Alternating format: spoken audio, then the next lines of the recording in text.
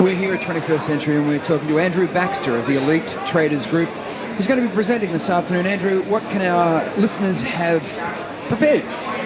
Marty, what we're going to be talking about today is how they can capitalise on the moves in commodities markets and trading indices. It's a huge growth area and more people are looking at that. Well, clearly, I mean, it's certainly an alternative to real estate and other ways of making money. What's your background in the field? Okay, I've been a professional trader now for 18 years. Over that time frame, my interest has always been in commodities and indices because it's a pure way of trading. And we've been working with a lot of people, probably over 30,000 people in the last decade, and getting them up to speed and in a position where they can really capitalise on this uncertainty instead of being a victim from it. Good idea. So you're steering people away from the BHP and the Rio Tintos into pork bellies and wheat, huh?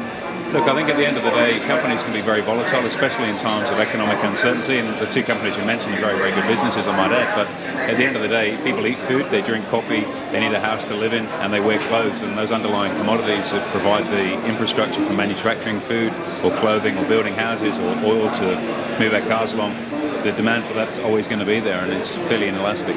Indeed, it's probably not at all affected by the ebb and flow of the GFC, anything like that.